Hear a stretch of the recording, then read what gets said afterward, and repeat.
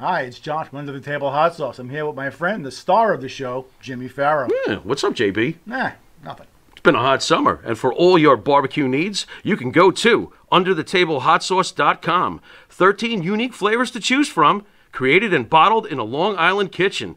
Underthetablehotsauce.com. Let's go chow, JB. Let's do it. All the flavor, twice the burn.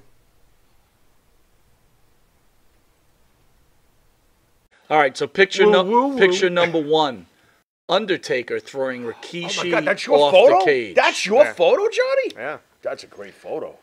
That was my first Hell in a Cell. Damn. That was 2000, December 2000, and I think we were in Birmingham, Alabama, and so my boss was inside the cell. I was outside, and he's, we're there, I don't even know, I forget if they rehearsed that or what they did. He just said, just be prepared at some point just keep an eye on Rikishi and Taker fighting on the top of the cell, coming towards you.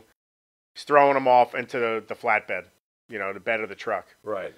And I just happened to catch him right, in the middle as he's falling down. It's a mere second or two, but how many snaps do you get as he's coming down?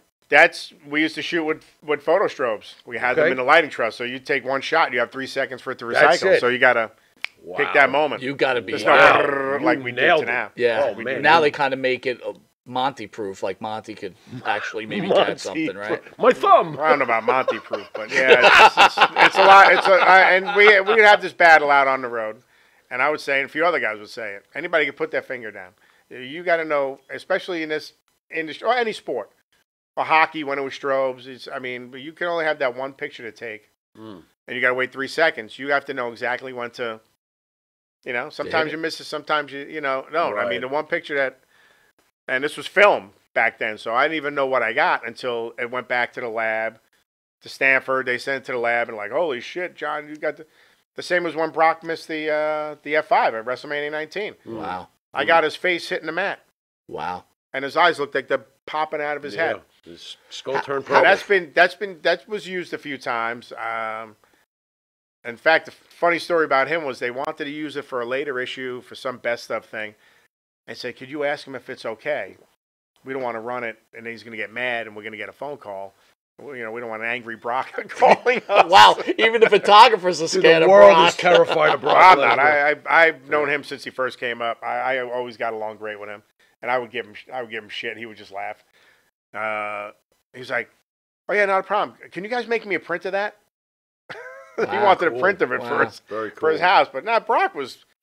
Yeah, he's a scary dude. I mean, he's a big motherfucker. You think? All right. But I always got along with him, and I would work with him. I was like, dude, we got to get these pictures done. And people are like, you talk to him like that? I'm like, well, we got a job to do. I don't care who to. I mean, I won't talk to Taker like that, but Brock I knew Brock was cool. Taker, you can't mess around with. Later on in his career, when he mellowed out, we would work him over. But when I first started, I was deathly afraid of him. Wow. In fact, he got on my shit not too long after I started, and I thought I was done. We'll tell. It wasn't even my. Well, tell the story. Tell the story. I didn't even feel it was my fault. So this is why. So we're in New Jersey. I'm probably with the company like 5 or 6 months. So a lot of the. I just shot ringside. I never shot studio. I didn't interact with the talent at all. Hung around backstage all day, minded my own business. Went to the ring, shot the match, and we left. So I didn't have the interaction years later when we started touring. There were no tours back then. I think we went to England twice a year to do a pay-per-view for Sky Sports. It wasn't like the 10-show tours where we're on the bus and we're with these guys and girls for a week and a half straight. So our boss goes, you have to take everybody's headshot for the athletic commission, so they have them for their athletic, whatever license they needed. Mm-hmm. So, it's, the one guy goes, laughing, the other photographer's like, nice job. We were doing a double shot in Jersey, so they had me in a broom closet with a couple of lights in the background and like 3 WWF T-shirts. It was still WWF back then. Polo shirts. And he walks by and says, hey, excuse me, are we going to can you come into this picture? And he goes, nope.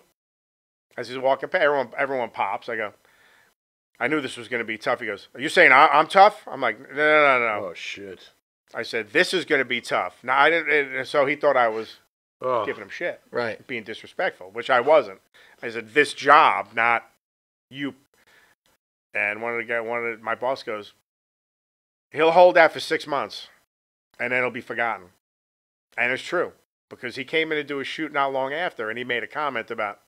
I said, "I'd be here. Here I am." I'm like, I just had to take it. And honestly, about 6 months after that, everything was fine. Everything's normal, all forgotten. Then as years went on, we had a really good relationship. It was when he married Michelle. Michelle and I were always friendly, and then his daughter would come backstage. In fact, we did.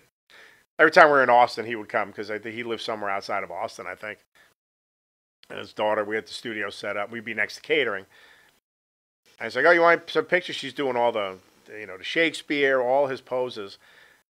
And so she walks, so she leaves. She goes sit down with her mother and father. I said, "Take her. I took more pictures of your daughter more pictures of your daughter in 5 minutes than I did of you in the last 7 years."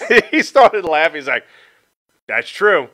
I mean, when I first started, I would never think of ever saying anything like that to him. But he mellowed out as time went on, and he respected the fact that we were on the road and busting our ass. Trying to do a we job. We respected the business. We respected Right. the talent. Was he truly the captain? Was he the Messier of that locker room? Oh, yeah. He was. He didn't, the shit he would say to Big Show and work him over. I mean, you Really? just to sit and listen to some of the stuff that would go on. Can you give us an idea?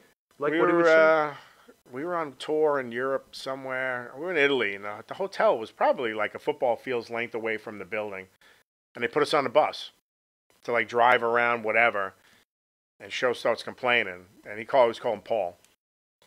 "Paul, if we had to walk, you'd complain too. Just be quiet." I think the first, and Kane was he and Kane were tag teaming at the time. Big Show and Kane. I actually think it was the tour after Eddie passed away, which was rough to begin with. But then, so Show I think sends somebody out to get a few bags of McDonald's.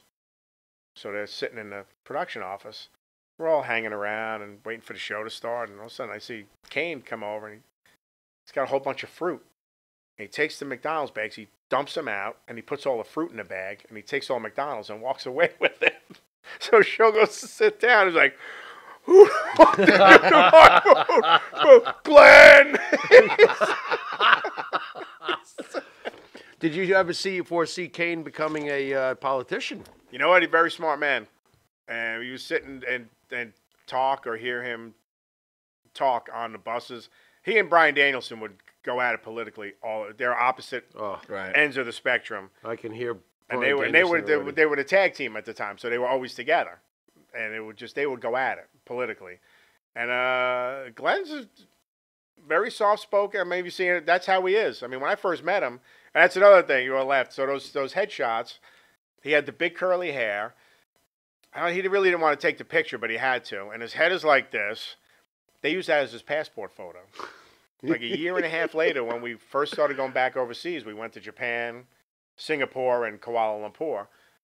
And we're at the airport in L.A. I think we were TV somewhere here on the East Coast, and we were on a private plane to L.A., spent the day in Los Angeles, and then we flew out at night. And everyone's got their passports, and he's like, "Look at this picture John took of me. Nobody's going to let me in the country. I can't believe." Oh, he was all over me. He's going to let you in. So, of course, I said, if you just would have done what I asked, the picture wouldn't look like this. Yeah. So now all the boys are popping because I'm giving him shit. And he's just shaking his head. I'm like, he's going to, these guys, they suddenly they've gotten us back around by the ring if they've wanted to. They didn't know how to work you. He never did. I was waiting for him to do something to me at one point and get me back, but the picture became a joke. It was just a long-running joke between the two of us. Let's talk about this next picture, the "I'm sorry" picture with Shawn Michaels and Ric Flair. Oh, yeah. Well, that was, we all knew it was coming. Excellent. And you get to that point, and you're here on headset, and so I'm just looking in the spot knowing where Shawn's going to kick him. I'm sorry, I love you. No clue. I know where Rick is standing, and I'm just wide enough so I don't miss anything. And then again, I was digital, so you look back at the sequence like, all right, I got it. And then, it ends, and he's crying, the whole family, and you get emotional. I mean, Rick is he's a character. I spent a lot of time with the guy. He's a good dude. Of course, he knew he wasn't going to stay retired, unfortunately. All right, how about one of the most iconic pictures, the 21-0 Undertaker picture? Oh, yeah, I love that shot. He lost the next year too. This was MetLife. Yeah, in 2013. Yeah, those were I always had for WrestleMania. I always had a third camera with a fisheye lens to get pyro and everything else. And every year he starts. I guess did they say they first started bringing up the streak in at WrestleMania 17? Yeah, I was gonna think around that time Because that was my first WrestleMania, so Right. I was not keen on what was going on leading up to that. And I think right after that it was like that was 10-0, right, when he beat Triple H at the Astrodome. Yeah, so you get to that one, and that's the shot. You know what's coming, and it's just he's gonna do the Shakespeare. Was the whole Paul Bearer died. But a few months before that Mania, they made that a major part of the storyline, and you're just waiting for him to hit the pose and the pyro to go off and blast away. Did they ever turn to you and say thank you for that picture? Like, what an incredible job!